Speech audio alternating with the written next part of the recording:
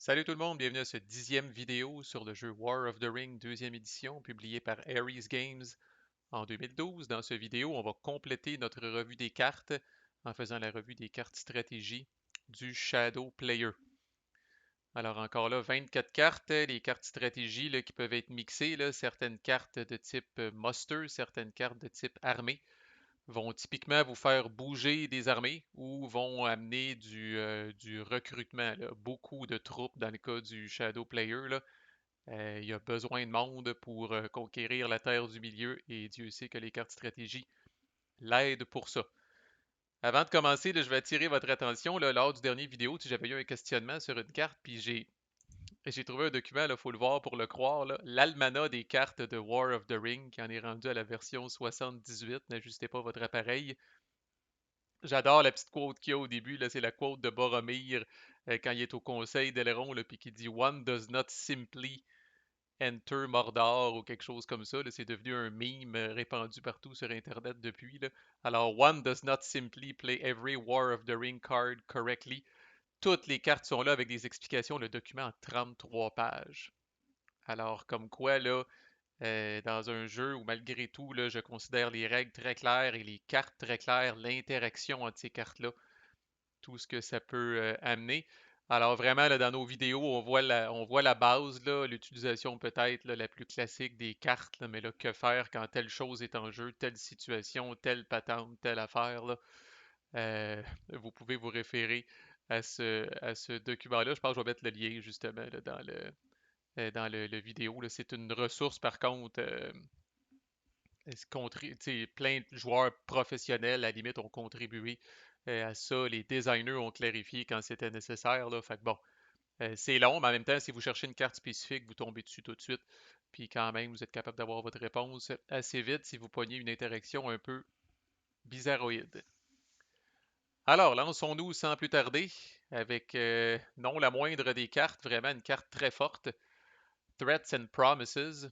Alors, c'est joué sur la table, c'est persistant, et tant que c'est en jeu, cette carte-là, le joueur des Free Peoples ne peut pas avancer le marqueur d'une nation passive sur la traque politique avec un dé d'action muster. Alors rappelez-vous dans les autres vidéos, là, je vous disais des fois vous pouvez prendre de l'avance même si le roi est inactif.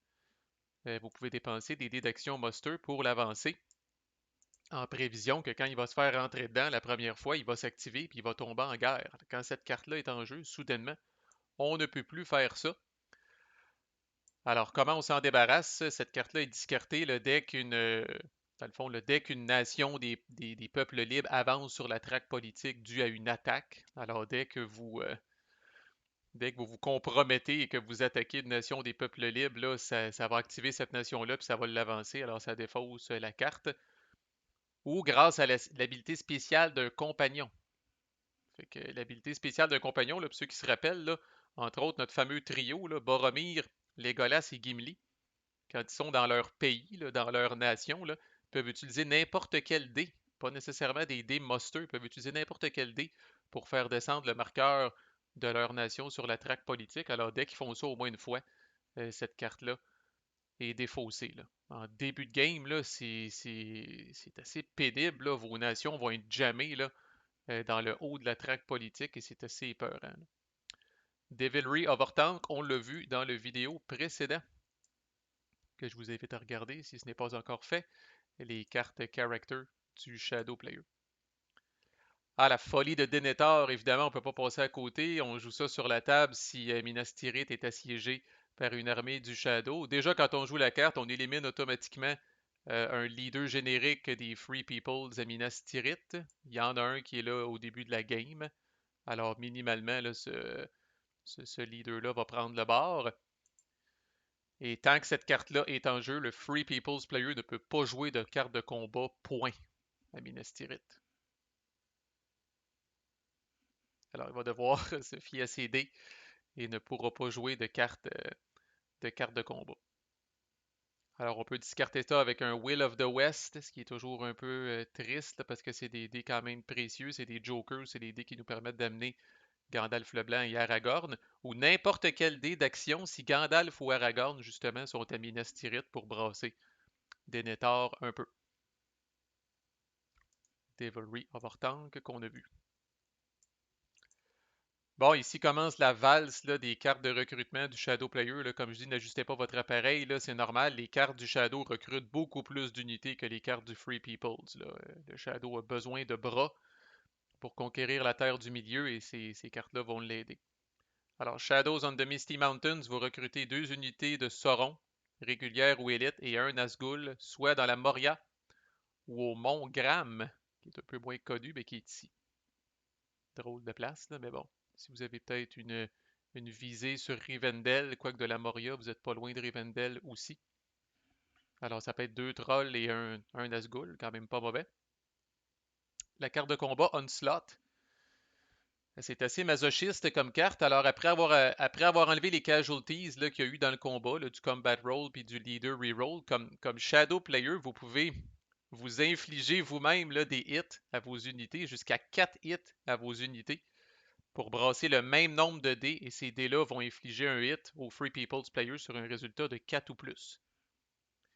Alors, si vous y allez le full masochiste, là, puis vous infligez 4 hits à votre propre armée là, après avoir reçu la tapoche là, des Free People's Player. Vous brassez 4 dés sur 4 ou plus. Vous infligez un 8, donc vous pouvez vous attendre à infliger 2 hits en moyenne. Des fois, entre guillemets, pour finir la job à une forteresse qui est loin peut-être comme Dol Amroth, ou est-ce que c'est probablement là, la fin du voyage de toute façon pour cette armée-là du Shadow, parce qu'elle n'aura pas le temps de revenir sur ses pas et d'aller conquérir une autre région, des fois. Ça peut être intéressant. The Fighting Uruk-hai, c'est la même chose que le fameux le Grand Hammer of the Underworld qu'on a vu dans l'autre vidéo. Il y a juste les prérequis qui sont différents. Alors ça, il faut que Saruman soit en jeu. Il faut qu'il y ait une armée qui contienne une unité de Lysangar qui soit en train d'assiéger une forteresse. Même affaire, vous attaquez la forteresse, ça dure 3 rounds. Pas de carte pour le Free People's Player dans la première round, à moins qu'il y ait un compagnon dans la bataille. Orcs Multiplying Again. Alors, 3 unités régulières de Sauron à Dol Guldur et 3 unités régulières de Sauron au mont Gundabad. Dol Guldur qui est ici, pas un mauvais spot. Mont Gundabad qui est un petit peu plus loin de l'action, là, mais qui est ici. Alors, au total, 6 unités régulières. Many Kings to the Service of Mordor. Vous recrutez 2 Southron and Easterling, 2 unités régulières Southron and Easterling dans 3 settlements Southron and Easterling différents. Alors, on en a un ici. Donc, c'est ça un peu, là. On a un ici, on a un ici, puis sinon, ça va être au sud, ici, ici ou ici. Encore là, pas des mauvaises places pour préparer un assaut. Là. Cette armée-là, souvent, va ramasser une partie du Gondor. C'est avec cette armée-là d'habitude, puis l'armée de Dol Guldur qu'on va venir menacer là, ces 3 places-là ici. Là. Fait que pas mauvais comme petite carte. Great Host qui est intéressante. Après avoir enlevé les casualties, après que les 2 joueurs aient enlevé leurs casualties, là, si vous avez au moins le double d'unités par rapport au Free People's Player, vous scorez un 8 de plus. Alors, typiquement, là, on va rentrer dans on va attaquer le Free Peoples avec une armée de 10 unités. On va peut-être avoir mangé 1 ou 2 hits pendant le combat. Il va nous rester 8 unités. Le Free People's Player commençait avec 2, 3 unités, quelque chose comme ça. C'est pas rare qu'on va être capable d'utiliser ça au début d'un siège. Alors, profitez-en pour faire un petit hit gratuit additionnel. Stormcrow, c'est assez chiant aussi. Alors, ça peut être joué là, si la communauté ou un compagnon sont à l'intérieur des frontières d'une nation des peuples libres qui n'est pas encore en guerre. Alors on fait reculer, c'est du jamais vu, on fait reculer le marqueur politique de cette nation-là d'une case. Et ensuite, le Free People's Player choisit, il peut éliminer un leader ou une unit de cette nation-là, régulière ou élite. C'est le Free People's Player qui choisit. Fait que bon, ça fait, comme je dis, ça fait reculer, puis ça affaiblit un petit peu là, cette armée-là ou cette nation-là. Là, encore là, probablement au Rohan, c'est un classique. Là. Euh, D'ailleurs, si je ne m'abuse, là, comme à mon lore de Lord of the Rings qui est un peu rouillé peut-être, là. Je me demande si Stormcrow n'est pas le nom que Grima, langue de serpent, donne à Gandalf là, quand il arrive justement là, au Rohan. Là, il traite de porteur de mauvaises nouvelles. Là. Euh, Bref, peut-être c'est pas ça tout. Peut-être que quelqu'un va me corriger dans les commentaires. Comme je dis, pour ces petits détails-là, ça fait longtemps quand même. Une game defining card, selon moi, là, si vous vous demandez quoi faire au début de la game, puis vous pigez cette carte-là, là, A New Power is Rising. Alors, dès que Saruman est en jeu, vous recrutez 2 unités régulières de Lysangar à North Dunland, 2 unités régulières de Lysangar à South Dunland, et 2 unités de Lysangar régulières ou élites à Orthanc. Alors, mettons que vous mettez 2 unités d'élite à Orthanc, là, puis 2 unités régulières ici, 2 unités régulières là, là, c'est l'équivalent de 8 points de vie d'unité que vous venez de mettre en jeu. Là. 2, 4, 2 x 2, 4, 4 plus 4, 8. Alors là, ces troupes-là, il faudrait juste aller faire descendre ici, vous êtes prêts à rentrer dans le Rohan ou presque. Là. Avec la voix de Saruman, là, vous pouvez même faire des musters bonifiés. Là. Fait que, disons, quand on pige cette carte-là, c'est assez clair qu'on va faire quelque chose avec l'Isengard. Là. Et la cible de choix, évidemment, est le Rohan. 2 cartes qui font bouger des armées. Alors, Shadows Gather, vous bougez une armée du Shadow de 3 régions. La seule restriction, c'est que son mouvement doit se terminer dans une région qui est déjà occupée par une autre armée du Shadow. Alors, une armée du Shadow, là, un pétard dans le derrière pour venir vous rejoindre une autre armée du Shadow qui peut être située à 3 régions. Alors, évidemment, toutes les régions entre les deux doivent être libres et aucune unité du Shadow là, peut être laissée en arrière, à part quand on commence. Là, on sépare l'armée quand on commence, là, mais en cours de route, aucune unité du Shadow peut être laissée en arrière et aucune unité peut être ramassée en chemin non plus. Là. Donc, exemple de cas d'utilisation, là, j'aurais une armée ici. Là. Bon, ben, je la prends. 1, 2, 3. Je suis overstack. 5, 6, plus 4, 10. Non. Alors, très legit, je me retrouve avec une belle armée de 10 qui est peut-être prête à rentrer dans la Lorienne ou à monter au nord ici. En passant, là, il y a une couple de cartes qui disent ça, le Free for the purposes of army movement. Essentiellement, ça veut dire qu'il n'y a pas d'unité du Free Peoples dans les régions qui sont traversées. Free for the purposes of army movement, ça veut dire que même si vous aviez, par exemple, un settlement, un town comme ici qui est vide, vous pouvez le piétiner. Vous allez le ramasser, vous allez en prendre le contrôle en passant, vous pouvez le piétiner, ça ne vous empêche pas d'avancer. Mais s'il y avait des unités, par exemple, s'il y avait eu tantôt des unités du Free Peoples ici, là, puis mon armée, je le rappelle, là, qui commençait là, j'aurais pas pu passer par ici. Soit par là, 1, 2, puis ça passe quand même par le petit backdoor ici. Quand même intéressant pour venir renforcer peut-être même une armée qui est déjà en train de faire un siège, qui commence à être amochée, là, de venir la renflouer avec une autre armée qui est située un petit peu plus loin. Là. Très belle carte de combat aussi là, qui représente les Mumakil. Alors, il faut qu'une unité d'élite des Southron et Easterling soit dans la bataille. Vous ajoutez un sur toutes les dés de votre combat roll. Déjà en soi, c'est très fort. Mais en plus, si après le leader reroll, vous avez scoré plus de hits que votre adversaire, alors incluant possiblement le même des hits que les Free Peoples auraient fait avec une carte de combat, là, vous scorez un hit additionnel. Alors, si vous avez un bon avantage numérique, là, vous allez jouer ça, vous ajoutez un sur toutes les dés de votre combat rolls qui va vous aider à faire des hits de plus.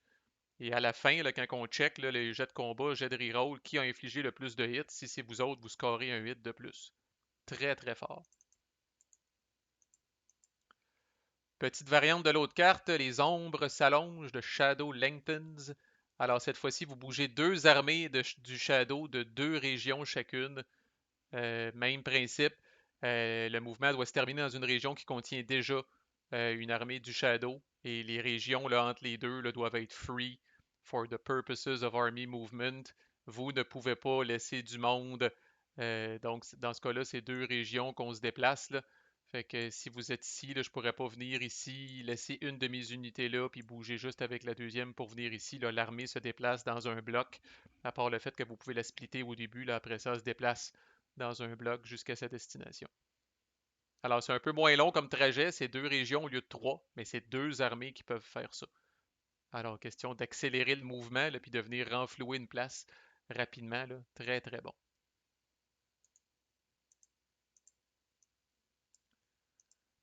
The Shadow is Moving, ça ressemble aussi. Quand même un prérequis, là, toutes les nations du Shadow doivent être en guerre. Donc, les 3 nations du Shadow doivent être en guerre. Là, vous bougez 4 armées différentes d'une région chacune. Et là, évidemment, ils n'ont pas besoin d'arriver dans une région qui contient déjà une armée du Shadow, là, mais 4 armées du Shadow bougent d'une région chacune. Faites pas de combat avec ça, là. Même affaire avec les 2 autres cartes. Impossible de faire du combat avec ça à cause de la fameuse règle que dans ce jeu-là, on ne rentre pas dans les cases où se trouvent les méchants, là. Alors, quand on attaque. J'avais un adversaire à un moment donné, il joue cette carte-là, là, puis lui, il est prêt à commencer 4 combats avec ça, là. T'sais, fait que lui avait encore le réflexe qu'on a souvent comme gamer de dire bon ben je vais prendre l'armée qui est à hors tank, elle bouge dans les forts de Lyson, on va se battre ici.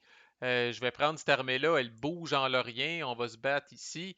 Je vais prendre cette armée-là, elle bouge ici, on va se battre. Non, non. C'est dans ce jeu-là, on bouge ou on attaque. Quand on attaque une armée qui est dans une région adjacente. Swarm of Bats, c'est très flexible. Vous cancellez la carte qui est jouée par le Free People's Player et vous avez un prix de consolation si le Free People's Player n'a pas joué de carte. Vous ajoutez 1 sur toutes les dés de votre leader et rôle. Alors, des gens qui vont dire des fois, ouais, mais comme attaquant, tu sais, je joue ça, puis je ne sais pas si le Free People's va jouer une carte. Ben, si vous avez déjà une grosse force de leadership, d'ajouter 1 à tous vos leaders et rôles, c'est quand même très intéressant. Fait que jouez-la pareil. Puis évidemment, là, je répète, même si vous êtes attaquant, vous jouez votre carte face cachée. Alors le Free People's Player ne le sait pas que vous avez joué Swarm of Bats. Alors lui va peut-être jouer une très bonne carte, ne sachant pas que vous allez la canceller une fois qu'on va avoir révélé les cartes, là. Le retour du Witch King. Alors évidemment, le Witch King doit être en jeu. Vous le bougez à Angmar et vous recrutez 2 unités régulières de Sauron à cet endroit-là, puis une unité élite de Sauron.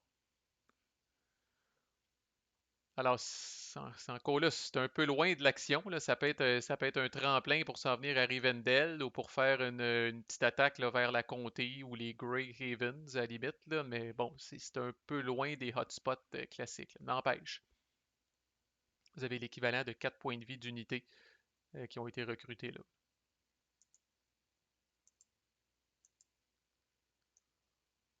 Hologai, qui peut être joué si Sauron est en guerre. Alors, vous recrutez une unité de Sauron régulière ou élite dans une région où se trouve déjà une armée du Shadow. Alors, ça a l'air un peu faible quand on compare à toutes les autres cartes là, qui recrutent un paquet, tu sais, comme je disais, 6 points de vie, 8 points de vie d'unité. Là, tu sais, c'est comme l'équivalent juste de 2 points de vie. Là, même si vous choisissez une unité élite, là, ce n'est qu'un troll, là. Mais c'est la flexibilité de cette carte-là qui fait que c'est incroyable, là. N'importe où se trouve une armée du Shadow, là. Vous êtes dans un siège qui est sur le bord de mal tourner, vous avez cette carte-là, pouf, un troll vient d'apparaître où se trouve l'armée, là, puis c'est peut-être c'est peut-être la force de frappe qui vous manquait pour finir la job au siège. Donc on troque là, la grande quantité de troupes pour la flexibilité de pouvoir les ajouter n'importe où sur le board où se trouve une armée du Shadow. We come to kill, ça prend une unité élite du Shadow dans la bataille. Alors après avoir enlevé toutes les casualties, vous allez faire une attaque supplémentaire en utilisant uniquement les unités d'élite du Shadow. Encore le maximum 5D, vous scorez un hit pour chaque résultat de 5 ou plus, même si vous êtes contre une forteresse. Alors si vous avez, c'est rare qu'on a plus que 2, 3 unités d'élite, là, mettons, là, du Shadow Player, mais quand même, si vous avez réussi à les préserver, vous arrivez à la fin de la ronde de combat, puis vous avez joué cette carte-là, bon ben, 2 ou 3 dés de plus qui frappent sur un résultat de 5 ou plus. Les Hill Trolls, un peu le même principe que la carte précédente. Sauron doit être en guerre. Vous remplacez 2 unités régulières de Sauron n'importe où sur le board avec 2 unités d'élite. Alors encore là, vous allez gagner juste 2 points de vie au total. Vous vous trouvez à upgrader par exemple des orques pour des trolls. Mais c'est la flexibilité n'importe où sur le board. Donc, un siège qui est en train de mal tourner, là, je suis ici, là, j'ai eu les yeux peut-être plus grands que la panse, là. Puis ça commence à mal aller au Woodland Realm. Il me reste juste 5 unités, bon, contre cette gang-là là, qui est au Woodland Realm, là. Si je joue cette carte-là, là, j'élimine deux orques, là, puis je m'en viens chercher deux trolls, là.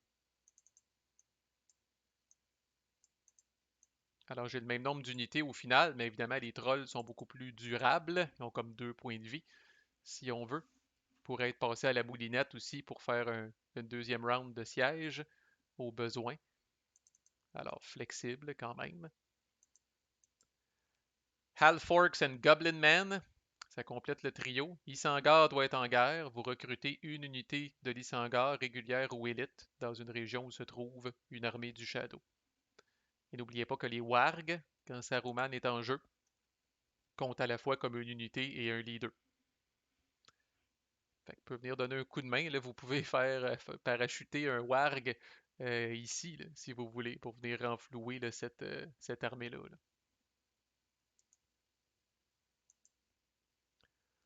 Ah, Return to Valinor, très flavorful. Alors, pour pouvoir la jouer, Sauron doit déjà contrôler au moins une forteresse des elfes. Et là, vous allez prendre toutes les régions, les forteresses des elfes qui restent et qui ne sont pas assiégées. Et vous allez brasser autant de dés qu'il y a d'unités des elfes dans ces forteresses-là. Et pour chaque 6, vous scorez un 8. Alors, thématiquement, c'est l'exode des elfes, Valinor, qui est leur espèce quand ils viennent prendre le bateau, là, ici, dans les Grey Havens, là, puis qu'ils s'en vont, on ne sait pas trop où, là.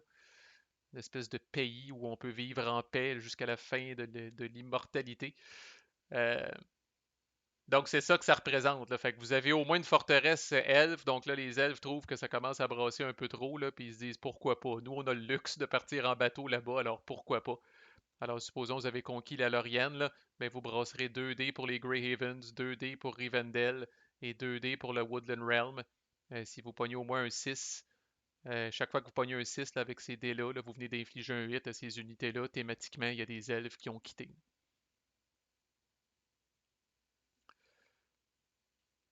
Et le nombre de dés est topé à 5 pour chaque région, pas au total, pour chaque région. Fait que je sais même pas si c'est possible, là, peut-être, là, si vous êtes bien motivé, là. Mais si jamais vous avez plus que 5 unités d'elfes dans la même région, le Shadow Player est topé à 5 dés. Mais l'exemple que j'ai donné tantôt, là, il brasserait 2 dés pour le Grey Havens, 2 dés pour Rivendell, 2 dés pour le Woodland Realm, 6 au total, c'est correct, pas plus que 5 par région. Deadly Strife, la carte de combat, là, vous allez en voir des cartes comme ça, là, il y en a plusieurs, là, puis il y en a une un petit peu moins intense. Là. Ça là, est particulièrement intense là, dans la catégorie là, Banzai. On y va. Là. Les deux camps ajoutent 2 à toutes leurs dés de combat et à toutes leurs dés de leader hero. Là. Alors, c'est le cas de le dire, Deadly Strife, là, les units, ça va revoler. Mais encore là, c'est un peu la même rengaine pour le Shadow Player. Vous avez souvent un avantage numérique un peu indécent.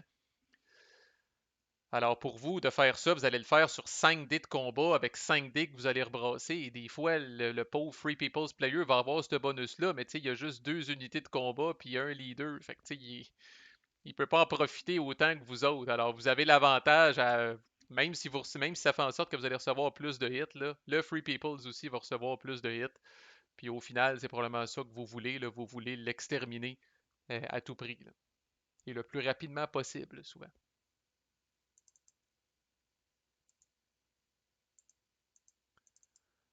Horde from the East, une autre carte qui vous. Un autre signe du destin. Des fois, quand on la pige au début, les Southround and Easterlings doivent être en guerre.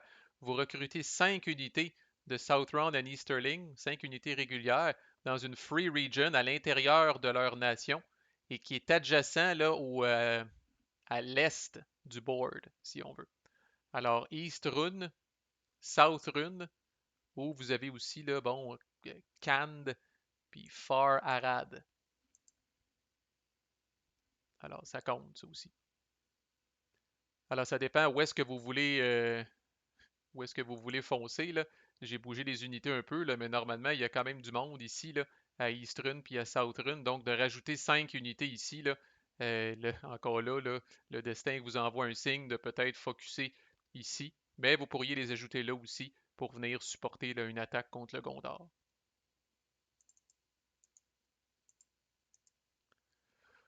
Les corsaires d'Umbar, ça c'est assez fucké et flavorful. Les Southrons et Easterlings doivent être en guerre. Vous bougez une armée du Shadow qui est située à Umbar, qui est ici, dans n'importe quelle région côtière du Gondor. Alors, Anphalas, Dol Lamédon et Pélargir. S'il y a une armée des peuples libres dans cette région-là, on commence la bataille et l'armée du Shadow ne peut pas décider de, de mettre un terme à l'attaque. Alors, le Free Peoples peut retraiter pareil, mais l'armée du Shadow, là, thématiquement, parce qu'elle débarque des bateaux, ne peut pas décider, ah non, finalement, nous, on cesse l'attaque. C'est aussi un des seuls cas, peut-être même le seul à ma connaissance, où vous allez avoir temporairement des unités qui vont se côtoyer. Alors, si on lit la carte, là, puis ça en est une que j'ai checkée dans l'Almanach avant de faire la vidéo, là, on débarque. On débarque ici, puis on se bat. Là. Donc, c'est pour ça, là, le Shadow Player ne peut pas décider d'arrêter le combat. Où irait-il? S'il arrêtait le combat, il débarque, on se bat. Là. Ceci dit, cette pauvre petite unité-là, à pélargir, si jamais elle survit la première ronde de combat, pourrait décider de retraiter comme d'habitude. Puis là, le Shadow s'installerait à pélargir.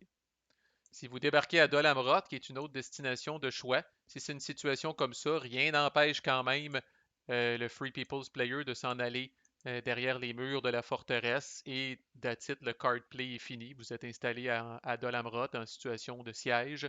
Ça va aller au prochain dé avant que vous puissiez assiéger.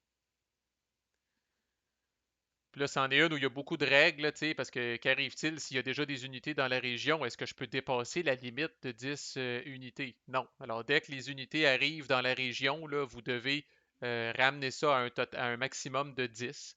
Alors, si vous aviez déjà 8 unités dans la région, puis vous en débarquez 5, vous allez devoir éliminer 3 unités pour revenir à 10 avant de faire quoi que ce soit. Si le Shadow assiège déjà, par exemple, Dolamrot, ben vous amenez ces unités-là, puis elles s'en viennent en renfort finalement à Dolamrot. Fait que c'est quand même intéressant, là, normalement, là, pour se rendre de Umbar à Dolamrot, là, il y a un petit parcours à faire. Ça peut être une surprise un peu désagréable pour le Free Peoples. Et normalement, quand je l'ai déjà dit dans une autre vidéo, mais pour se rendre à Dolamrot, là, étant donné que vous devez passer par Pélargir, passer par Lamédon, là, typiquement, ça va être suffisant pour amener le Gondor en guerre. Et c'est là que le Gondor va venir recruter à Dolamrot, qui va rendre ça difficile à prendre. Là. Si vous débarquez via cette carte-là, là, c'est un peu, là, vous rentrez par la, comme on dit, la backdoor du Gondor. Là. Vous rentrez par la porte d'en arrière ici, là, puis vous pouvez prendre Dolamrot par surprise. Faut pas être obsédé par Minas Tirith, même si c'est ce qu'on a vu dans les livres et les films. Rappelez-vous, là, c'est vous qui êtes aux commandes maintenant. Fait que Dol Amroth, en termes de points de victoire, vaut la même chose que Minas Tirith. Même si on l'a très peu vu. En fait, je pense qu'on l'a pas vu pendant tout, même dans les films, dans le livre, il doit en être question. Là.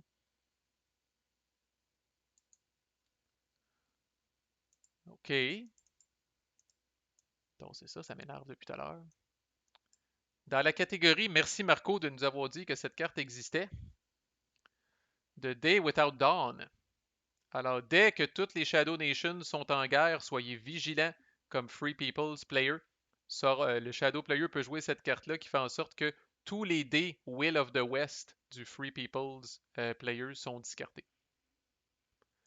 Alors, autant que des fois, on va attendre ces résultats-là, Will of the West a pu finir, là, autant que des fois, là, on va, dans notre excitation, on va être rendu à 6D parce qu'on a Gandalf le Blanc puis Aragorn, on va brasser, là, puis on va dire Wow, trois résultats Will of the West, excellent, j'ai beaucoup de flexibilité ce tour-là. Puis là, dans notre engouement, on va oublier cette carte-là et c'est là que le Shadow Player va la jouer puis il va dire Surprise, je discarte ces trois dés-là. Aïe aïe. Alors soyez aux aguets. Évidemment, toutes les nations du Shadow Player doivent être en guerre pour que ça marche. Relentless Assault aussi, c'est un peu masochiste. Alors, avant le combat roll, vous pouvez infliger jusqu'à 2 hits contre vos propres unités et vous ajoutez 1 à votre jet de combat pour chaque unité, chaque hit comme ça que vous avez infligé. Alors encore là, pas besoin de se commettre au moment où on joue la carte. Au moment où on joue la carte, on regarde la carte du Free People. Si elle n'est pas trop dommageable, elle nous fait pas trop mal, vous pourriez décider de vous faire mal vous-même. Alors évidemment, si vous infligez 2 hits à vos unités avant le combat roll, puis que vous avez quand même 5 dés dans votre jet de combat, Ben, même contre une forteresse, ces dés-là vont toucher sur des 4, 5 ou 6, là. Très intéressant. Carte offensive, mais qui vient avec un coût en ressources, en manpower. La rage des Dunlendings, Isengard doit être en guerre. Vous recrutez 2 unités de l'Isengard, 2 unités régulières de l'Isengard dans une free region adjacent à North ou South Dunland. Ça pourrait être Cardolan, par exemple. Et ensuite, vous pouvez bouger dans cette région-là jusqu'à 4 unités de l'Isengard qui proviennent de North Dunland ou de South Dunland.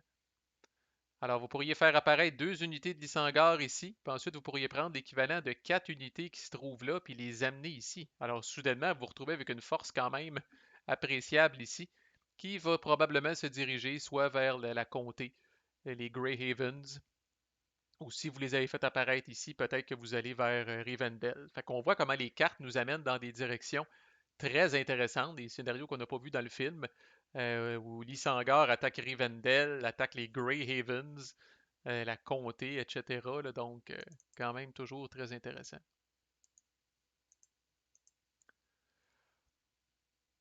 Le King, the King is revealed. Alors, si Aragorn doit être en jeu pour que ce soit joué, vous recrutez 5 unités régulières de Sauron et un Nazgûl à Minas Morgul. Alors, probablement qu'ils vont prendre le chemin du Gondor pas longtemps après. Pits of Mordor. Sauron doit être en guerre. Vous recrutez 2 unités régulières de Sauron dans 3 forteresses distinctes de Sauron. Alors, vous avez l'embarras du choix, là. Barad-dûr, Morannon, Minas Morgul, Dol Guldur, la Moria, le mont Gundabad. Alors, on dit des Sauron Stronghold, alors Orthanc et Umbar ne sont pas inclus. Desperate Battle, qui est une version un peu moins intense de Deadly Strife, où les 2 camps ajoutent 1 à leur jet de combat et leur leader reroll. Alors ça, c'est quand on... Deadly Strife, c'est quand on veut vraiment faire mal et qu'on s'en fout de se faire mal. Desperate Battle, c'est quand on veut un peu faire mal et ça ne nous dérange pas de se faire un peu mal. Okay? Ou c'est peut-être tout ce que vous avez en main, là, mais bref, ça accélère beaucoup le combat. Là. Monsters Roust, c'est assez fucké comme carte. Là. Ça met à l'épreuve votre connaissance de la géographie de la Terre du Milieu. Alors, vous recrutez 1 unité régulière de Sauron à Angmar, Eton Moors, Weather Hills et 1 unité élite de Sauron dans les Trollshaws. Alors, vous allez vous ramasser avec une espèce de 4 unités dans 4 régions distinctes, là, mais bon, peut-être qu'après ça, vous allez vouloir regrouper ces unités-là pour en faire une armée qui a de l'allure, qui peut se déplacer puis qui peut aller donner un coup de main à quelque part. Combiné avec la carte qu'on a vue tantôt, où le Witch King s'en vient à Angmar, là, on commence à jaser. Là, il commence à avoir suffisamment d'unités. Si vous dépensez les dés pour rattrouper tout ce monde-là ensemble, là, vous pouvez commencer à faire quelque chose d'intéressant. Et finalement, bah, par pur radon, le meilleur a été gardé pour la fin. Voici la carte qui fait apparaître en termes de points de vie, là, en termes d'efficacité brute, là, la carte qui fait apparaître le plus de monde ever. Musterings of Long Planned War. Toutes les nations du Shadow doivent être en guerre. Alors vous recrutez 5 Southron and Easterling, 5 unités régulières du Southron and Easterling à Gorgoroth, qui est la région ici, et 5 unités régulières de Sauron à Nurn, qui est ici. Alors, son creuse dans le Mordor, là, mais au final, ça, c'est 10 points de vie. 2 fois 5 unités régulières. Alors, c'est 10 points de vie d'unité là, avec une carte. C'est un peu incroyable, mais bon, vous chialerez pas si vous êtes le Shadow Player. Vous avez besoin, je le répète, de ces units-là pour être capable. Un siège, c'est coûteux, c'est long. Ça prend du temps. Fait que vous n'avez pas le temps de commencer à gosser là, avec de minables démosters pour faire apparaître une unité par-ci par-là. Là. Vous avez besoin de cartes qui lèvent des troupes rapidement pour être capable de les pitcher sur le Free People's Player. Alors voilà qui conclut. Fait qu'on va, fidèle à notre habitude, nous allons poursuivre dans la playlist avec des vidéos de stratégie un vidéo de stratégie pour le Free Peoples, un vidéo de stratégie pour le Shadow Player. Alors, si vous étiez déjà là, quelqu'un qui savait jouer au jeu, qui avait passé à travers les règlements et qui veut une coupe de tips euh, en prévision d'une game qui s'en vient là, contre votre Nemesis ou votre adversaire de toujours, ne manquez pas les 2 prochaines vidéos dans la playlist pour avoir un primer de stratégie là, sur comment jouer de façon convenable à cet excellent jeu. Merci de votre écoute.